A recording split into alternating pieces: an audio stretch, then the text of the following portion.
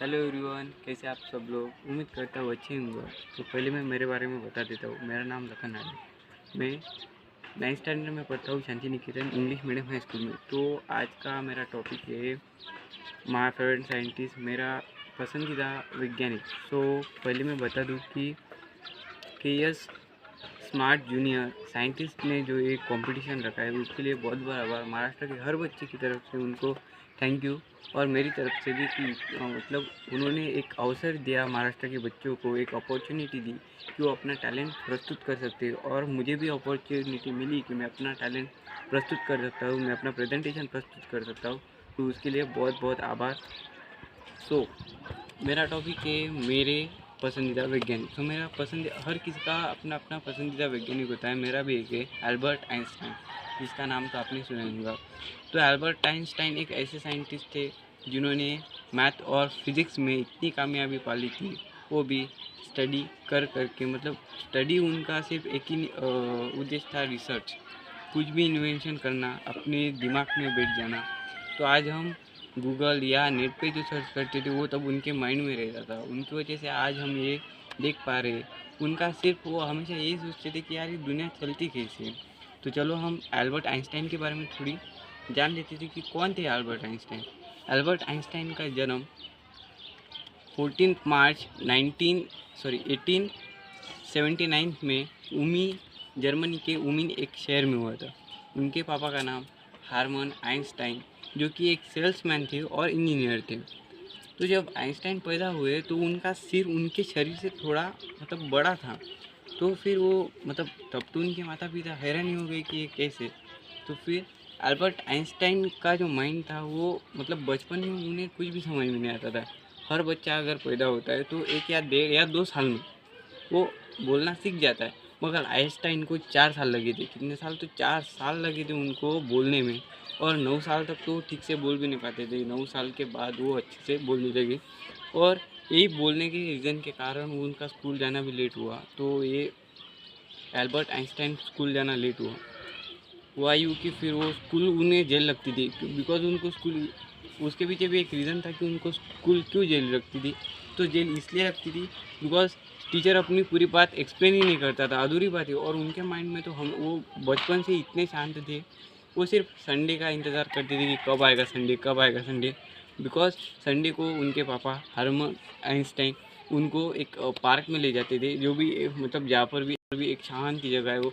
और वो वहाँ पे जाके इन्वायरमेंट को देखते थे कि यार ये दुनिया चलती कैसे, चलती कैसे, चलती कैसे। तो ये सब देखते थे। और फिर एक घटना घटी किसके साथ? तो एल्बर्ट आइंस्टाइन के साथ। तो हुआ यूँ कि उनके मम्मी को स्कूल में बुलाया गया, उसमें एक चिट्ठी दी गई। तो फिर प्रिंसिपल ने एक चिट्ठी दी। तो उन्होंने प्रिंसिपल ने पूछा कि प्रिंसिपल ने उनको चिट्ठी दी। उनके माँ ने पूछा कि क्या है इसमें? तो प्रिंसिपल ने कहा कि आप इस चिट्ठी में मैंने जो कुछ भी लिखा है वो मैं बोल तो नहीं सकता, मगर आप घर जाके पढ़ लिए। तो फिर घर जाके उनकी माँ पढ़ती है तो उसमें लिखा रहता है कि हम आपके बच्चे को हम स्कूल से निकालते हैं। बिकॉज वो बहुत ज़्यादा मतलब बहुत ज़्यादा सवाल पूछते थे। तो इनकी वजह से स्कूल वाले को बहुत ही दिक्कत जाती थी। सर और मैडम को भी बहुत दिक्कत जाती थी उनको सिखाने में, पढ़ाने में। तो इसकी वजह से वो उन्होंने बोल ना सके, इसलिए उन्होंने चिट्ठी में दिया कि आपको बेटे को हम नहीं पढ़ सकते, बिकॉज आपका बेटा मतलब उनको कुछ नहीं आता, वो सिर्फ सवाल पे सवाल पूछते रहते। तो इसके बाद से उनकी माँ को बहुत ही हैरानी हुई, उनको परेशानी हुई कि अगर मैं ये बात पढ़ाऊँगा तो बेटा कमज़ोर हो जाएगा। इसलिए उन्होंने उसके फ्यूचर को सोचकर उन्हें कुछ नहीं कहा। उन्होंने यह बात बताई कि बेटा, स्कूल वाले बोल रहे कि आप इतने इंटेलिजेंट हो कि वो जो टीचर को नहीं आता वो आपको आता है। तो उन्होंने उनको दूसरी स्कूल में एडमिशन की। कुछ स्कूल में तो उनको मन बुद्धि भी कहा गया। तो फिर उन्होंने सोचा कि मैं टीचर से क्यों ना पूछ लूँ कि मैं अपने आप को इम्प्रूव कैसे कर सकता हूँ। तो किसी टीचर ने उनको कहा कि बेटा आप स्टडी करो, पढ़ाई करो, उस पर ध्यान दो। तो फिर पढ़ाई के उस पर वो मैथ और फिज़िक्स में इतनी कामयाबी पाली उन्हें कि बहुत ज़्यादा। आज हम एक रात को लाइट देख सकते हैं। एक जो लाइट बल्ब उन्होंने इन्वेंट किया है वो दुनिया के लिए शायद ही सबसे बड़ा इन्वेंशन होगा। तो फिर उन्होंने जो बल्ब इन्वेंट किया है वो मतलब उनका एक फार्मूला था E = mc²। इसके द्वारा इसके बल्ब पे उन्होंने एक बल्ब बनाया था जो आज हम देख पा रहे हैं।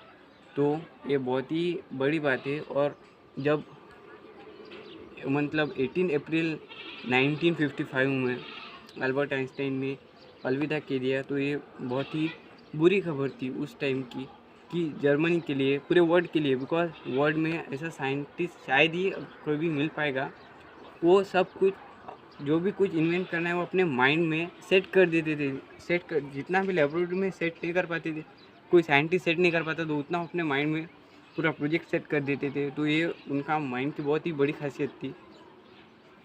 सो ये था एल्बर्ट आइंस्टाइन के लाइफ के बारे में। इसलिए मुझे एल्बर्ट आइंस्टाइन बहुत ही पसंद है। उनकी एक थॉट है कि जब तक तुम सीखते रहोगे तब तक आप अच्छी तरह से जीते रहोगे, जब तुम सीखना छोड़ दोगे तो शायद ही आप जीना छोड़ दोगे। तो फिर ये बात मुझे बहुत ही इंस्पिरेशन लगी उनकी, मैं बहुत ही मोटिवेट हुआ उस बात से। और ऐसा नहीं कि हमारे इंडिया में भी बहुत से ऐसे साइंटिस्ट आके गए, जैसे CR रमन, रामानुजन और डॉक्टर APJ अब्दुल कलाम, वो भी मेरे पसंदीदा साइंटिस्ट थे। तो डॉक्टर APJ अब्दुल कलाम की एक बात मुझे बहुत ही इंस्पिरेशन लगी कि आपके जैसा रोल शायद ही कोई कर सकता है, बिकॉज आपका रोल सिर्फ आप कर सकते हो, आपके जैसा रोल कोई नहीं कर सकता। दुनिया के लिए अपना रोल मत छोड़ो, ये बात उन्होंने कही थी। तो ये बात मुझे बहुत ही मोटिवेट लगी, इंस्पिरेशन लगी। हमारे देश में भी ऐसे साइंटिस्ट आके गए जिनकी वजह से हम इंस्पायरेशन हुए।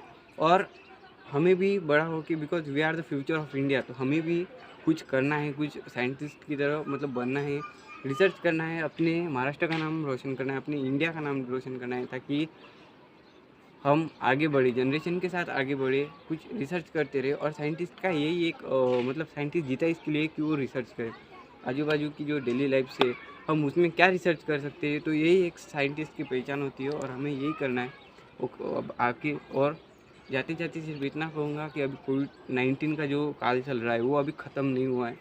तो लापरवाही ना करें, मास्क और सैनिटाइज़र यूज़ करते रहे। और जिन जिन बच्चों को लगता है कि मुझे भी इसमें पार्टिसिपेट लेना है, तो 10 मार्च ये लास्ट डेट है।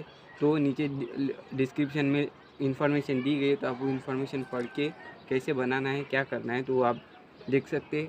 और आखिर में जाते जाते सिर्फ अलविदा कहता हूँ। Thank you.